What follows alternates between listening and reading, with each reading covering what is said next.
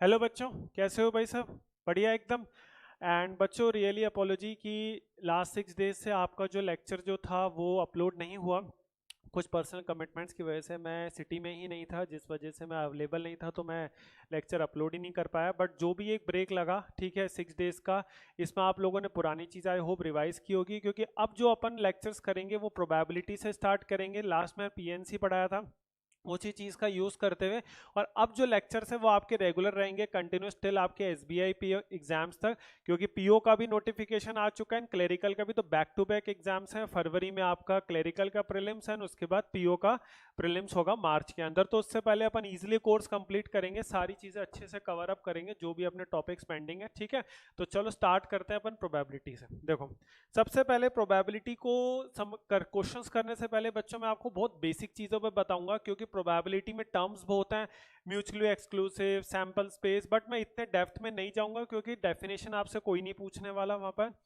And उसके बाद आपको बेसिकली क्वेश्चंस कैसे सॉल्व करना है, प्रोबेबिलिटी का बेसिक फॉर्मूला क्या है, और छोटी छोटी काम की चीजें क्या है जो याद रखनी है, बस अपन टू द पॉइंट वही पढ़ेंगे, ठीक है।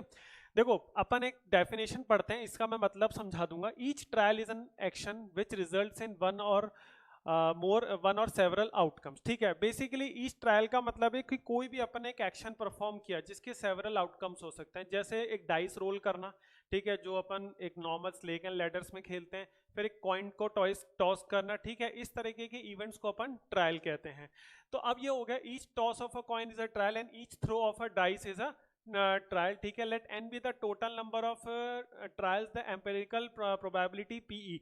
बस आप प्रोबेबिलिटी को इस तरह से रिप्रेजेंट करते हो, ई जो है वो कोई भी एक इवेंट है, पी रिप्रेजेंट्स फॉर प्रोबेबिलिटी। ये जो कैपिटल पी है वो हमेशा प्रोबेबिलिटी के लिए आता है, चाहे फिर इसके अंदर आप कोई भी अल्फाबेट लिखो, A B C D E, उससे कोई फर्क नहीं पड़ता टिल जेड तक, ठीक है। तो ये जस्ट एक इवेंट को रिप्रेजेंट करता है, एक alphabetical number of the trials in which the event happened two divided by the total number of trials. मतलब आपने टोटल, जैसे सपोज करो आपने डाइस रोल किया, ठीक है, उसमें 6 नंबर्स होते हैं, तो टोटल नंबर ऑफ ट्रायल्स कितने हो गए? 6। अब आपको चाहिए उसमें से अपने पास इवन नंबर आए, तो इवन नंबर क्या होगा? 2, 4 और 6, 3 इवन नंबर्स है। तो 2, 4, 6 कितने इवन नंबर्स है? 3। टोटल नंबर ऑफ ट्रायल्स कितने हैं? 6। तो 2 डिवाइडेड बाय 6, यानी आपका जो सॉरी 3 डिवाइडेड बाय 6, क्योंकि 3 नंबर है, 3 डिवाइडेड बाय 6 आपका वैल्यू जो है वो 1/2 उसकी प्रोबेबिलिटी हो जाएगी, ठीक है। तो इस तरीके से चीज अपनी होती है, बस ये फॉर्मूला याद रख लेना।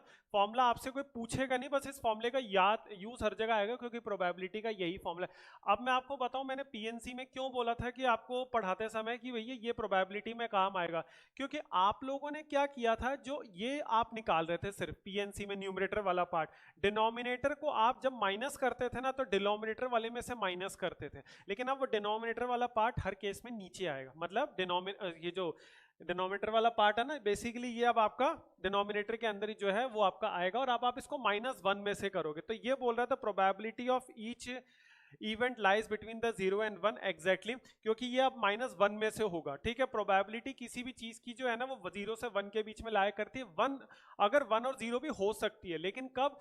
अब सपोज करो मैंने जैसे बोला, the probability of getting the 7 in a roll of a dice. भाई 7 तो होता ही नहीं है डाइस के अंदर, 1 से लेकर 6 तक नंबर है, तो 7 कैसे आएगा? तो उसकी प्रोबेबिलिटी क्या होगी? 0। जब 0 होगी तो उस इवेंट को क्या कहेंगे? Impossible event. और अगर किसी इवेंट का ऐसा कि उसकी होने की प्रोबेबिलिटी 100% है, जैसे सपोज करो getting a number, probability of getting a number from 1 to 6 in a roll of a dice. भाई 1 to 6 तक के तो नंबर होते हैं, तो इनमें से कोई ना कोई एक नंबर तो आएगा, तो उसकी प्रोबेबिलिटी कितनी होगी? 100%, यानी फिर 1 होगी। 100% या 1 एक ही चीज हो गया, तो 1 होगी। उस इवेंट को कहते हैं अपन श्योर इवेंट, जिसका होना 100% है, निश्चित है, ये इवेंट तो होगा ही होगा। बाकी जिनकी सर्टेनिटी होती है कि हो भी सकता है, नहीं भी हो सकता है, जैसे आज बरसात होगी या नहीं होगी, आज सूरज निकलेगा या नहीं निकलेगा, मतलब धूप खिलेगी या नहीं खिलेगी, तो इस सब की प्रोबेबिलिटीज क्या 0 से 1 के बीच में लाया करती है, कि हो भी सकता है, नहीं भी हो सकता। 50-50 हो गया, या 1/2 हो गया, 1/3 हो गया, इस तरीके से चीजें होती है, ठीक है। The sum of all the probabilities of an event is 1, ठीक है। सारी प्रोबेबिलिटीज का जो सम है वो 1 होता है, और प्रोबेबिलिटी हमेशा 1 से 0 के बीच में लाया करते हैं, इंक्लूडिंग द 1 and 0, ठीक है। तो ये चीज होती है। अब अपन थोड़ा सा ना कार्ड्स के बारे में जान लेते हैं, जो आपके प्लेइंग कार्ड्स होते हैं, ताश जो होते हैं, जिसको अपन इसके बारे में जान लेना भाई थोड़ा सा, क्योंकि क्या होता है कि इससे रिलेटेड क्वेश्चंस एग्जामिनर पूछता है, ठीक है। तो ये कोई फॉर्मूला नहीं है, बस आपको पता होना चाहिए कि 52 कार्ड्स होते हैं, 26 अपने रेड होते हैं, 26 ब्लैक होते हैं, ठीक है। जो अपने पास रेड होते हैं वो होता है हार्ट, और एक होता है डायमंड, जिसको अपन ईट कहते हैं, है ना। और जो क्लब होता है और स्पेड होता है, ये होते हैं ब्लैक। पान और चिड़ी जिसको अपन कहते हैं हिंदी में, ठीक है। बस ये आपको याद रखना। हर एक सूट के अंदर, इसको अपन सूट कहते हैं, SUITE, ठीक है, सूट कहते हैं। हर एक सूट के अंदर 3 फेस कार्ड्स होते हैं। फेस कार्ड कौन से होते हैं? जैक, किंग और क्वीन, मतलब गुलाम, है ना, और आपका किंग और क्वीन होती है, ठीक है। इस तरीके से अपन इसको कहते हैं J, Q और K, ठीक है। तो ये चीज इसके अंदर हो जाती है। और ये जो है आपके टोटल 12 कार्ड्स होते हैं, इसको अपन कहते हैं बच्चों फेस कार्ड्स। फेस कार्ड्स मतलब, क्योंकि जैसे इन कार्ड्स पे फेस बना होता है ना, जैक, किंग और क्वीन का, ठीक है, तो इसलिए इसको क्या कहते हैं? फेस कार्ड्स कहते हैं। क्योंकि जो 1 से लेकर 10 तक होता है, 1 तो नहीं होता, वो इक्का होता है, ठीक है, ए होता है, तो उसको अपन फेस कार्ड में काउंट नहीं करते, वो 1 से लेकर 10 तक के कार्ड्स में ही काउंट आता है। बस ये चीजें हैं। फेस कार्ड्स कौन से होते हैं? Jack, king, queen. और 6 जो कार्ड्स हैं टोटल 12 फेस कार्ड्स में से 6 रेड होंगे, 6 ब्लैक होंगे, क्योंकि 3 इधर, 3 इधर, 3 इधर, 3 इधर, ठीक है। तो ये चीजें हैं समझने की, इनको समझ लेना, थोड़ा सा लर्न कर लेना, बस इससे ज्यादा थ्योरी पे जाने की जरूरत नहीं पड़ेगी। PNC अच्छे से कर लो, प्रोबेबिलिटी अपने आप हो जाएगा। मैंने आपको ये चीज बोला ही था, ठीक है। चलो अब स्टार्ट करते हैं क्वेश्चन से, कि क्वेश्चन कैसे करना और एग्जाम में भैया कैसे क्वेश्चन आपको SBI के एग्जाम्स में आने वाले हैं।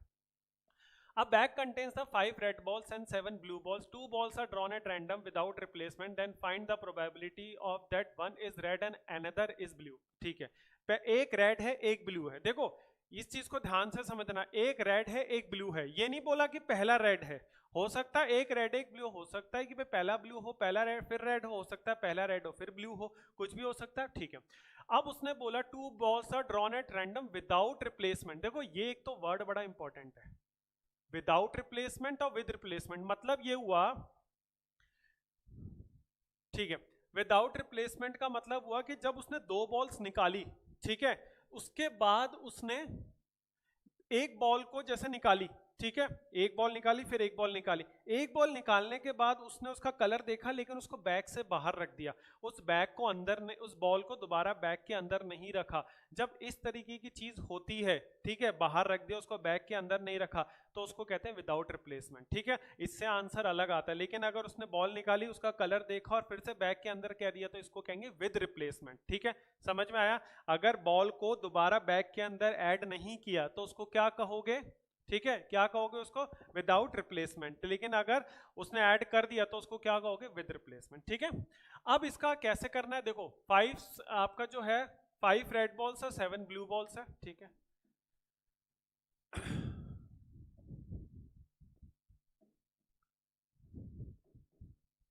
ठीक है, तो यहां पर वो बोल रहा है कि एक रेड है एक ब्लू है, ठीक है। 5C1 अपॉन टोटल कितनी बॉल्स हैं? 5 + 7 12 बॉल्स, 12C1, ठीक है। ये चीज हो गया। उसके बाद इसके अंदर कितना हो जाएगा? देखो 7C1, ठीक है, इंटू 11C1, ठीक है। अब और मल्टीप्लाई क्यों किया मैंने? एंड के लिए बताया था PNC के क्लास में कि मल्टीप्लाई जो होता है, मल्टीप्लाई मत होने का मतलब एंड हो रहा है। एंड का मतलब कि दोनों चीजें अकर होनी चाहिए, ठीक है। और इसको मल्टीप्लाई कर दोगे इनटू 2 से, ठीक है। अभी मैं पूरा मतलब समझाऊंगा, एक बार सॉल्व कर लेते हैं।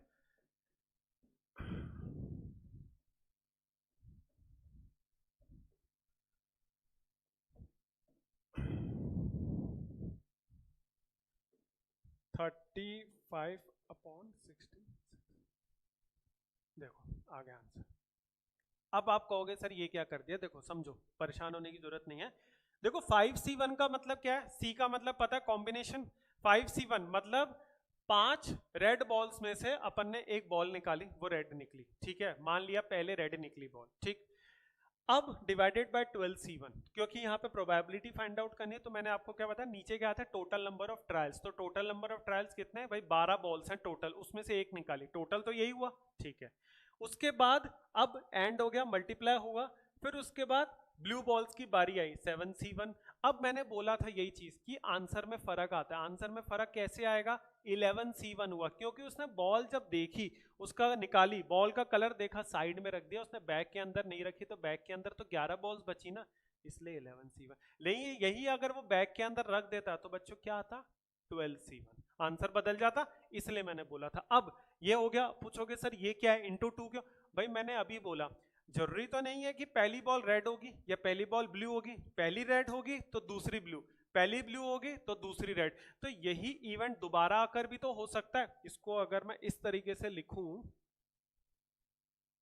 7C1 upon 12C1 into 5C1 upon 11C1, तो भाई चीज तो सेम ही है, a upon B is equal to C upon D लिखो, फिर चाहे मल्टीप्लाई कर लो, ये इसके इधर नीचे ले आओ, इसके इधर नहीं, तो इस चीज को मैं इंटू ट्वाइस भी तो लिख सकता हूँ, इसलिए मैंने इंटू 2 ही कर दिया इसका, कि भाई ये इवेंट दोबारा आकर भी तो हो सकता है, बस चीजें इंटरचेंज ही तो हो रही है, मल्टीप्लाई हो रहा है, तो इसलिए मैंने इंटू 2 किया, तो ये कितना आया 35 अपॉन 66, ये आपका आंसर है। समझ में आया, क्लियर हुआ, ठीक है।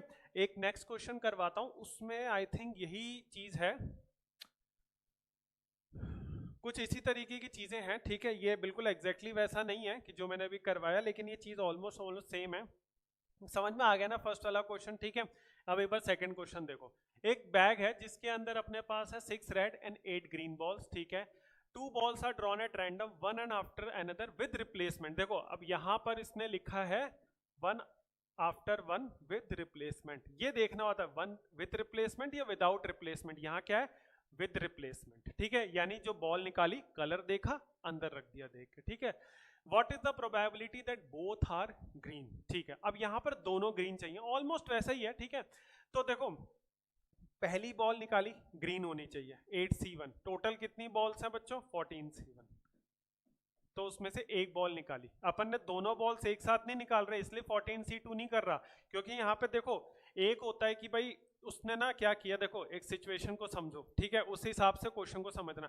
एक बॉल निकाली, कलर देखा, रख दिया बैग में, फिर दूसरी बॉल निकाली, तो एक बार में तो एक ही निकाल रहा है ना, लेकिन एक बार हुआ दोनों हाथ से पकड़ी, 2 बॉल निकाल दी, चाहे रखी नहीं रखी, खेल खत्म, ठीक है। तो वहां हर एक केस अलग कंसिडर किया जाता है, ये चीज को समझना है आपको, ठीक है। तो 8C1 upon 14C1 multiply, ball अंदर रख दी, फिर से ग्रीन ही होनी चाहिए, अगर ये विदाउट रिप्लेसमेंट होता तो इधर क्या होता 7C1, ठीक है, क्योंकि एक ग्रीन बॉल भी तो कम हो जाती, लेकिन अभी तो उसने देखी, कलर देख के दोबारा रख दिया, तो ना ग्रीन बॉल कम हुई ना टोटल बॉल्स कम हुई, टोटल बॉल भी कम नहीं हुई, तो फिर से 14C1। बात समझ में आई, ठीक है। 8C1 18 upon 14 multiply by 8 upon 14, ये कितना हो जाएगा 4 अपॉन 7, 4 अपॉन 7, 4 4 जा 16 और अपॉन 49, मल्टीप्लाई अपन इसलिए कर ही रहे हैं क्योंकि ये एंड आ रहा है, एंड का मतलब ये होता है कि जब दोनों इवेंट एक साथ आकर हो रहे हैं, ठीक है, ये चीज होता है। तो ये आ गया आंसर 16 अपॉन 49, ठीक है, आया समझ में, बढ़िया है, मजेदार चैप्टर है।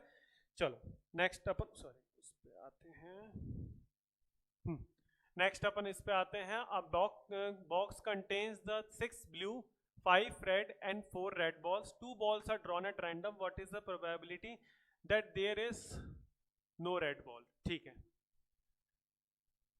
ठीक है, कोई भी रेड बॉल इसके अंदर नहीं होनी चाहिए। तो देखो अब रेड नहीं होनी चाहिए, बॉल्स निकालनी है 2, तो कोई भी तो हो सकती है, हो सकता है दोनों ब्लू हो सकता है दोनों ग्रीन हो सकता है एक ब्लू एक ग्रीन हो, पहला कौन सी हो दूसरी कौन सी, इससे कोई फर्क नहीं पड़ता, क्योंकि 2 balls are drawn at random. जब यहाँ पर 2 balls are drawn at random होता ना, तो यहाँ विद रिप्लेसमेंट विदाउट रिप्लेसमेंट का कोई फर्क नहीं पड़ता, वो तो ये बोलेगा कि भैया 2 बॉल्स ली, देखा, हो गया खत्म, ठीक है, अब उसको कुछ नहीं लेना देना, आगे कुछ नहीं है ना, तो ये चीज है। तो यहां पर क्या करोगे, 2 बॉल्स निकाली, अब देखो 6 5 और 4 टोटल कितनी हो गई 15 बॉल्स, टोटल तो 15 हो गई।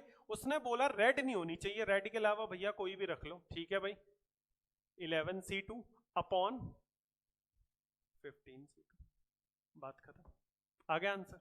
11c2 upon 15c2। 11c2 का मतलब क्या हुआ कि भाई अपने पास 11 बॉल्स ही तो बची, 6 ब्लू 5 रेड 5 ग्रीन सॉरी, तो 11 इंटू 10 अपॉन 15 इंटू 14, बात वही हुई, डिवाइडेड बाय टू मैंने काट दिया, ये 2 टाइम्स ये 3 टाइम्स, ये आपका गया 7 टाइम्स और 11 अपॉन 21, 11 अपॉन 21, ये आ गया आपका बी आंसर। ठीक है, बात समझ में आई? तीनों टाइप के क्वेश्चंस में आपको थोड़ा थोड़ा डिफरेंस दिखा। पहले वाले क्वेश्चन के अंदर क्या था, उसने ऑर्डर नहीं बताया, ठीक है, ये बता दिया कि एक रेड होनी चाहिए एक ग्रीन होनी चाहिए, जो भी कलर था रेड या ब्लू होनी चाहिए, ठीक है। अब हो सकता था वो आपका ऑर्डर भी बता दे। एक बात ध्यान रखना, अगर यहां पर उसने ऑर्डर बता दिया होता ना कि भाई पहली रेड निकालो दूसरी ब्लू निकालो, फिर आप इसको इनटू वाला केस नहीं करते, ये एक्स्ट्रा प्लस वाला केस नहीं करते, ये बात ध्यान रख लेना सब, ठीक है। समझ में आ रहा है भाई? चलो ठीक है बच्चों, अच्छी बात है, समझ में आ रहा है तो, और समझ में आ रहा है तो बच्चों लाइक कर दो वीडियो को, ठीक है, चैनल को सब्सक्राइब कर दो। चलो कार्ड्स वाले क्वेश्चन पे आ गए भाई। From a pack of the 52 card 3 cards are drawn 1 by 1 without replacements, ठीक है, और यानी भैया कार्ड को वो अंदर नहीं रख रहा है ना। Find the probability that all 3 of them are the king. King बोला उसने, किंग, कितने किंग्स होते हैं टोटल? 4, ठीक है, अपने पास कितने किंग्स हो जाएंगे टोटल? हाँ 4 हो जाएंगे, ठीक है, क्योंकि अपने पास टोटल 12 फेस कार्ड्स है ना। मैं ये देख रहा था कि इसमें रेड और ब्लैक किंग तो उसने कहीं पे नहीं बोला ना, है ना, क्योंकि इसका भी फर्क पड़ेगा कि किंग में सारे किंग आ गए, रेड भी आ गया ब्लैक भी आ गया। रेड किंग बोलेगा तो आंसर अलग आएगा, ब्लैक और रेड में सेम आएगा क्योंकि दोनों बराबर बराबर, लेकिन अगर टोटल बोलेगा तो अलग आएगा, इंडिविजुअली किसी का बोलेगा तो अलग आएगा, ठीक है। तो 12 फेस कार्ड्स हैं। अब उसके बाद यहाँ पे 4 किंग 4 क्वीन 4 जैक, ठीक है, वो अपने से किंग पूछ रहा है। तो भाई देखो उसने कार्ड निकाले 4, ठीक है, 4 में से एक निकाला, टोटल स्टार्टिंग में कितने कार्ड थे? 52, यानी 4c1 अपॉन 52c1। एक ही बात है, मैं उसको डायरेक्ट लिख रहा हूं 52c1 इनटू, उसके बाद अब क्या होगा, एक कार्ड कम हो गया किंग का, तो कितने हो जाएंगे 3c1 अपॉन 51c1, ठीक है भाई 52 से, क्योंकि विदाउट रिप्लेसमेंट है ना भाई। उसके बाद 2c1 अपॉन 50c1, ठीक है, ये चीज आपका हो गया, ये चीज हो गया। 4c1 upon 52c1 multiply by 3c1 upon 51c1 into 2c1 upon 50c1, बस यहीं रुक जाएंगे क्योंकि 3 कार्ड्स निकाले, ठीक है। तो एक एक, क्योंकि विदाउट रिप्लेसमेंट है, कार्ड देख के अंदर रख ही नहीं रहा वो, तो कार्ड्स कम होते जा रहे हैं, किंग भी कम होता जा रहा है और टोटल कार्ड्स भी कम होते जा रहे हैं। तो 4c1 3c1 सबकी वैल्यू सेम ही होती है, 4 अपॉन 52 3 अपॉन 51 2 अपॉन 50। चलो सॉल्व करते हैं, इसे ये जाएगा 17 टाइम्स, ये जाएगा 13 टाइम्स और ये जाएगा 25 टाइम्स। तो 13 17 हो जाएगा आपका, 13 17 हो जाएगा आपका 170 और 51 221, ये हो जाएगा 221 इंटू 25, तो ये हो जाएगा आपका 4420, और उसके बाद हो जाएगा आपका 2210 है ना, तो ये हो जाएगा 1105 5525, ठीक है, ये आ जाएगा 5525। तो ऊपर सब कुछ कट ही गया, तो ये आ जाएगा 1/552, ये आपका आंसर है, ठीक है। मल्टीप्लाई वैसे ही कर लेना जैसे मैंने आप लोगों को पहले कैलकुलेशन वाली क्लासेस में सिखा रखा है, ठीक है, और कुछ इसमें नया नहीं करना है। तो ये आपका आ जाएगा आंसर। तो ये आपका विद रिप्लेसमेंट विदाउट रिप्लेसमेंट वाला एक और टाइप का, क्योंकि बच्चों इस टाइप के क्वेश्चंस पे एम्फेसिस इसलिए कर रहा हूँ क्योंकि है ना लैंग्वेज बच्चों को मार देती है, और बच्चे लैंग्वेज को ध्यान से नहीं पढ़ते और क्वेश्चन को जल्दबाजी में कर देते हैं, और उससे आंसर में उनको लगता है कि भाई हमारा सही आया, क्योंकि गलत ऑप्शन भी आपको दे रखा होता है एग्जामिनर ने, क्योंकि एग्जामिनर जानता है कि ये गलती बच्चे करते हैं, तो इस वजह से वो गलत ऑप्शंस भी डालता है और सही ऑप्शन भी डालता है। ठीक है, कि भाई गलत ऑप्शंस वो कि जो गलती करेगा तो भी ये आंसर आ जाएगा उसका, तो बच्चों को लगता है कि उनका आंसर सही हो गया, तो ये गलती मत करना। इसलिए मैं इस चीज पर थोड़ा सा एम्फेसिस कर रहा हूँ कि with replacement, without replacement, randomly निकाला, 1 by 1 निकाले, ठीक है, पहले रेड निकाला, ग्रीन निकाला, ऑर्डर फिक्स है या नहीं, तो ये सब चीजें मैंने आपको बता दी। ठीक है, चलो, अब bag contains the 3 red 4 green and 3 yellow balls. If 2 balls are drawn at random, what is the probability that they are of the different color? देखो 2 बॉल्स उसने निकाली। अब ना एक चीज बताऊं, देखो अगर आप यहाँ पर देखोगे ना 2 बॉल्स हैं तो ऑर्डर बताना मुश्किल है कि डिफरेंट कलर में हो सकता है एक रेड निकालता एक ग्रीन निकालता, एक रेड होता एक येलो होता, फिर एक ग्रीन होता एक येलो होता, केस बनाने पड़ते हैं। अपन एक काम करें कि अगर अपन तीनों बॉल्स का ले लेते हैं कि भाई तीनों जो केसेस हैं सेम कलर की निकली हैं, उसको टोटल में से माइनस करते हैं। जैसे अपन पीएनसी में करते थे कि वॉवेल्स आए साथ में, एक होता था वॉवेल साथ में ना आए, तो क्या करते थे टोटल केसेस में से वॉवेल साथ आने वाले माइनस कर देते थे। तो यही चीज इधर करते हैं। इधर आपको पता है टोटल प्रोबेबिलिटी 1 है तो 1 में से माइनस होगा। क्यों भाई? क्योंकि किसी भी चीज के होने की प्रोबेबिलिटी या ना होने की प्रोबेबिलिटी, होने की प्रोबेबिलिटी से माइनस करते हैं, में से माइनस करते हैं, सब्ट्रैक्ट करते हैं। कुछ भी ले लो, ये ना हो, अगर ये पीए हो गया उस ट्रायल के होने की प्रोबेबिलिटी, उस चीज के होने की प्रोबेबिलिटी इस इवेंट के, तो उसके ना होने की प्रोबेबिलिटी पीए डैश हो जाएगा, उसको पीए डैश बोलते हैं। ठीक है, तो यही सेम चीज है। अब अपन क्या करेंगे, मान लिया कि उसकी जो बॉल्स हैं 3 रेड बॉल्स हैं, 3C2, टोटल कितनी है 11C2। ठीक है, मान लिया कि तीनों के तीनों बॉल्स उसकी, सॉरी दोनों के दोनों बॉल्स उसकी रेड कलर की। अब मैंने यहाँ प्लस लिया, क्यों? ऐसा तो हो नहीं सकता कि पहला इवेंट भी हो दूसरा भी हो तीसरा भी, या तो पहला होगा या दूसरा होगा या तीसरा होगा, या आ गया बीच में, तो ये हो जाएगा 4C2 upon 11C2 plus 3C2 upon 11C2, ये चीज आपका हो जाएगा। ठीक है, ये आपका आंसर इसमें हो जाएगा। अब इसको सॉल्व करते हैं, जो सॉल्व करोगे वो आपका आंसर इसमें हो जाएगा।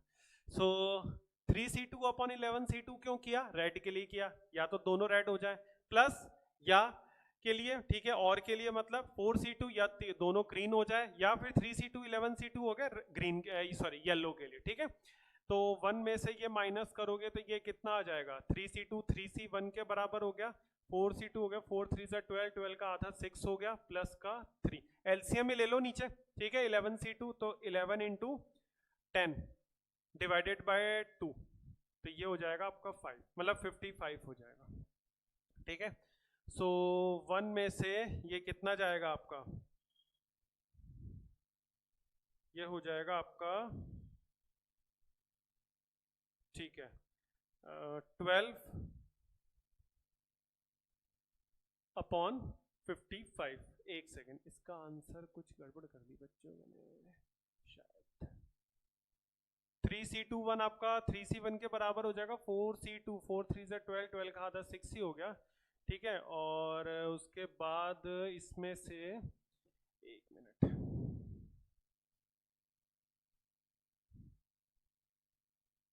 C2 ही आएगा, उसको यहीं पे लिख लेते हैं एक बार।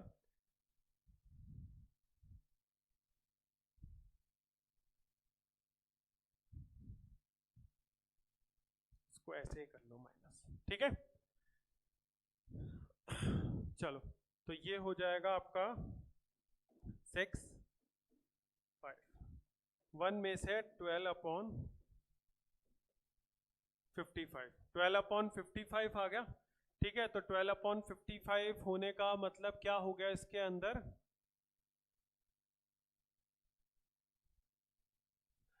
बच्चों ये गलती इसलिए हो रही है कि टोटल बॉल्स 10 है, 11 नहीं है। ठीक है, टोटल बॉल्स, ये गलती लिखी है, कैलकुलेशन मिस्टेक नहीं थी, मैंने इसको टोटल 10 बॉल्स थी, कॉन्सेप्ट सही है बच्चों, एक्चुअली टोटल बॉल्स 10 थी।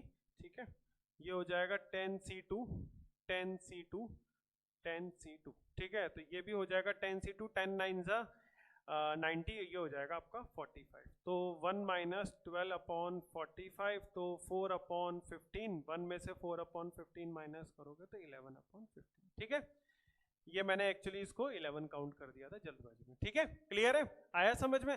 तो ऐसे सिनेरियो में क्या करते हैं अपन, उस चीज को करते हैं जो करना ज्यादा आसान है, उसको टोटल में से माइनस कर लो, बिल्कुल उसकी तरह ही है, परम्यूटेशन कॉम्बिनेशंस की तरह। परम्यूटेशन कॉम्बिनेशन का क्वेश्चन होता तो इस टोटल केसेस को सम अप करके 12 10 C2 में से माइनस कर देते, वहां 1 नहीं आता क्योंकि वहां पे डिनोमिनेटर का यूज नहीं आता, इसलिए आपने देखा होगा प्रोबेबिलिटी में सारे आंसर फ्रैक्शंस में होते हैं, ठीक है। और पीएनसी के अंदर जो होता है वो फ्रैक्शंस में नहीं, एक इंटीजर वैल्यूज में आंसर्स होते हैं हमेशा, ठीक है, क्लियर है। चलो नेक्स्ट क्वेश्चन की तरफ आते हैं।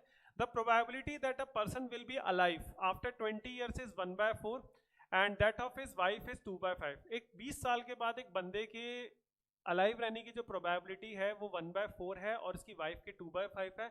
दोनों के दोनों 20 ईयर्स बाद अलाइव नहीं रहेंगे, इस चीज की क्या प्रोबेबिलिटी है? भाई वही चीज है मैंने आपको अभी बताया, किसी चीज के होने की प्रोबेबिलिटी को 1 में से माइनस करोगे तो क्या आएगा, किसी चीज के ना होने की प्रोबेबिलिटी। तो नॉट अलाइव होने की प्रोबेबिलिटी इसकी कितनी हो जाएगी, 3/4। इसकी कितनी हो जाएगी, 3/5। तो दोनों के ना होने की प्रोबेबिलिटी, मतलब क्योंकि दोनों की बात कर रहा है इसलिए बीच में मल्टीप्लाई कर दोगे तो कितना आ जाएगा, 9/20, ठीक है। ये जो मैंने आपको बच्चों प्रोबेबिलिटी पढ़ा रहा हूं बिल्कुल बेसिक से है। अब तो आप मान के ही चलो कि भाई आप एसबीआई पीओ और एसबीआई क्लरिकल का वेट करने वाला सवाल ही नहीं रहा कि भाई सर पहले एसबीआई पीओ की करें एसबीआई क्लरिकल की, क्योंकि आप एसबीआई क्लरिकल अच्छा है पहले आगे, क्योंकि जब आप बेसिक लेवल की तैयारी करोगे तभी आप एडवांस लेवल की तैयारी कर सकते हो, ठीक है। तो अगर आपको कोई चीज बिल्कुल बेसिक से आप स्टार्ट कर रहे हो तो पहले आप एसबीआई क्लरिकल की करते हैं अपन, ठीक है, इजी टाइप के क्वेश्चंस करते हैं जो जल्दी जल्दी होते हैं, फिर धीरे धीरे अपन उसको कॉन्सेप्चुअली बढ़ाते हैं, तो जो अपना पैटर्न बैठ रहा है वो बिल्कुल सेट बैठ रहा है और परफेक्टली सारी कंडीशंस में सही बैठ रहा है, ठीक है। तो ये इजी सा क्वेश्चन था, ये क्लरिकल कैडर का ही क्वेश्चन है कि ये विद इन 10 to 15 सेकंड्स में हो जाने वाला क्वेश्चन, ठीक है। और रीजन आपको पता ही है क्या है, बस हो गया, ठीक है। चलो नेक्स्ट क्वेश्चन पे आ जाओ। हाँ, इसमें थोड़ा सा कैलकुलेशन करना पड़ेगा बस। 2 dice are thrown together, find the probability of getting the sum divisible by 4, ठीक है। नंबर डिविजिबल बाय 4 होता तो एक बार होता, लेकिन ये सम बोल रहा है, तो देखो हर एक डाइस के अंदर 6 नंबर है, 1 2 3 4 5 6, ये डाइस 1 1 2 3 4 5 6, ये दूसरा डाइस है। अब अपने को जो दोनों डाइस में जो नंबर आया ना उन दोनों का सम ऐसा होना चाहिए कि वो 4 से डिविजिबल हो। तो देखो अब आप एक काम करते जाओ, 1 से नंबर बनाते जाओ, 1 से 2 1 3 1 और 3, ठीक है। उसके बाद 1 + 3 4 हो गया ना, तो 4 से डिविजिबल हो गया। उसके बाद 1 4 1 5 1 6, 1 + 5 6 होता है, 6 नहीं जाता, 1 +, ठीक है। उसके बाद 2 और 2, ठीक है। देन उसके बाद 2 और 6, ठीक है, ये चीज हो गया। तो कितना हो गया, 1 2 और 3, ठीक है, 3 हो गए। उसके बाद 3 और 1 हो गया। तो अपन एक काम करते हैं, इसमें लिखते जाते हैं, ठीक है, कौन कौन से होंगे, 1 और 3, और देन उसके बाद हो जाएगा आपका 2 और 2 2 6, ठीक है, हाँ 2 6 हो जाएगा। देन उसके बाद हो जाएगा 3 1। इसमें ध्यान रखना बच्चों, जैसे एक हैंडशेक वाला अपन ने क्वेश्चन किया था, उसमें अगर ए बी से हैंडशेक कर रहा है तो उसको बी से ए का भी हैंडशेक कंसिडर किया जाता था, लेकिन इसमें 1 3 और 3 1 को एक अलग अलग केस कंसिडर किया जाएगा। 1 3 और 3 1 भले ही आप नंबर सिर्फ इंटरचेंज हो रहे हैं लेकिन यहाँ अलग अलग केस कंसिडर होंगे, ठीक है। तो क्योंकि ये आपका पहले डाइस में आ रहा है 1 और ये आपका पहले डाइस में यहाँ 3 आ रहा है, यहाँ पर दूसरे डाइस में 3 आ रहा है या दूसरे डाइस में 1 आ रहा है, तो इसको आप कंसिडर करके चलोगे, ठीक है। उसके बाद 3 1 हो गया, 3 2 3 3 3 4 और 3 4, देन 3 5 हो जाएगा, ठीक है। ऑर्डर वाइज करते जाओ, यहां से काउंट करते जाओ। फिर उसके बाद 4 1 4 2 4 3 4 4, ठीक है, 4 6 होगा नहीं। देन उसके बाद 5 1 5 2 5 3, ठीक है, 5 3 होगा। और उसके बाद आपका 5 3 5 4 5 5 10 हो जाता है, नहीं होगा और कोई। और उसके बाद हो जाएगा आपका 6 2, देन 6 2 6 3 6 4, नहीं 6 5 6 6, ठीक है। तो कितने केसेस बन गए, 1 2 3 4 5 6 7 8 9, 9/36 यानी 1/4, कितना हो गया, 1/4 इसका आंसर हो जाएगा। तो ये चीज तो बस आपको समझने का, आप देख लेना, ठीक है। तो ये केसेस जो है ना, ये आपको इसमें थोड़े से बनाने पड़ेंगे, है ना, क्योंकि ये आपको देखना पड़ेगा कि कौन कौन से नंबर जो है वो आपके 4 से डिविजिबल हो रहे हैं, मतलब जिनका सम जो है वो 4 से डिविजिबल हो रहा है। बस ध्यान क्या रखना है इसमें, 1 3 और 3 1 को आपको कंसिडर करके चलना, नॉट 1 3 3 1, मतलब सारे इस टाइप के, जैसे 3 5 5 3, आप इसको वो वाला केस नहीं लोगे, जैसे 2 6 6 2 यूनिक केस नहीं लोगे आप, इसको दोनों केस में अलग अलग मतलब लोगे, ठीक है। क्लियर है, आ गया समझ में? चलो नेक्स्ट क्वेश्चन की तरफ आते हैं। A bag contains the 9 red and 7 white balls. 4 balls are drawn out one by one without replacement. ठीक है. What is the probability that they are alternatively of the different colors? Alternatively. अब alternatively का मतलब है कि पहले जिस colour की आई, अगला उस कलर दूसरे अपोजिट कलर का हो, क्योंकि दो ही कलर है। फिर उसके बाद थर्ड सेकंड वाले से अपोजिट हो, फोर्थ थर्ड वाले से अपोजिट हो। जैसे अब उसने ये तो नहीं लिखा कि स्टार्टिंग विद द रेड या स्टार्टिंग विद वाइट, तो हो सकता है पहला रेड है, दूसरा वाइट है, ग्रीन नहीं है वाइट है, वाइट है, तीसरा रेड है, चौथा वाइट है। लेकिन ये कहाँ लिखा है कि पहला रेड ही आना चाहिए? हो सकता है पहला वाइट है, दूसरा रेड है, तीसरा वाइट है, चौथा रेड है, हो सकता है, ठीक है। दोनों सिनेरियो पॉसिबल है। और ऑल्टरनेटिवली है, देखो लास्ट नेक्स्ट वाला जो है वो उसके जस्ट पिछले वाले से जो है वो हमेशा अलग है। तो अब देखो रेड वाला पहले आए तो 9/16, अब एक बॉल कम हो गई, लेकिन व्हाइट तो अभी उतनी की उतनी है 7, टोटल बॉल्स में से एक कम हो गई तो 15 हो गई। उसके बाद यहां पर अब रेड भी कम हो गई तो 8/14, और नीचे आएगा यहाँ पर 13, 6/13। क्यों? क्योंकि 6 आया इसमें से एक कम, 9 आया इसमें से एक कम, क्योंकि जो बॉल अपन पहले निकाल चुके हैं अगर अपन उसी बॉल का निकालेंगे तो वो भी तो एक बॉल कम हो चुकी है, ठीक है। और यही सेम चीज इधर होगी। अब देखो व्हाइट पहले होगी तो यहाँ पर होगा 7/16, फिर उसके बाद 9/15, फिर 6/14 इंटू 8/13। देखो 16 15 14 13, ये 16 15 14, 9 8 7 6, 9 8 7 6, तो मल्टीप्लाई तो सेम हो रहा था। अगर आप इस केस को इंटू 2 भी कर देते ना, बात वही रहती जो एक क्लास पिछले वाले क्वेश्चन में किया था, ठीक है। खैर कर लिया, कोई नहीं। अब इसको थोड़ा सा सॉल्व कर लेते हैं। तो ये जाएगा 7 2 टाइम्स 8, 2 टाइम्स जो भी वैल्यू आएगी मैं उसका इंटू 2 कर दूंगा बच्चों, और 2 टाइम्स ये हो जाएगा 5 टाइम्स, एंड 2 से ये आपका 2 गया, और क्या बचा अपना इसमें, और कुछ कट रहा है नहीं। 9 13 5 65 इंटू 2 130, तो 9/130, लेकिन इसको मैंने कहा था इंटू 2 करना है, तो ये हो जाएगा 65 टाइम्स। तो आंसर कितना आ जाएगा? 9/65, ये आ गया आपका आंसर, ठीक है। 9/65 ये अपना क्या आ जाएगा इसके अंदर आंसर आ जाएगा। तो आपको ना ये केस याद रखना है इसके अंदर, ठीक है, ये वाला केस। समझ आ रहा है? क्लियर हो गया सबको अच्छे से भाई? क्लियर हो गया है ना? कोई डाउट आ रहा है कमेंट्स में पूछ लिया करूं, ठीक है। मैं आपको उसका रिप्लाई जो है वो हमेशा करता हूं, और हमेशा आपके डाउट्स को मैं सॉल्व कर दूंगा। चलो, और एक बच्चों मॉक टेस्ट से रिलेटेड आपको बहुत इंपॉर्टेंट बात भी अभी बतानी है, और एक टेलीग्राम ग्रुप्स में हम लोग रेगुलर पीडीएफ्स ला रहे हैं। अभी 2 क्वेश्चंस और बचे हैं, इसके बाद मैं आपको एंड में बताऊंगा, तो देखना एक बार, है ना, सुनना उसको। 2 groups A and B wrote an exam. The probabilities of A's pass is 2/7 and the probabilities of B's pass is 2/5. Fail होने की निकालोगे तो 5/7 and 3/5, पता ही आपको। What is the probability that only one of them is passed out? मतलब दोनों में से कोई एक ही पास हुआ, या तो A पास हुआ तो B फेल हुआ, A फेल हुआ तो B पास हुआ, ठीक है।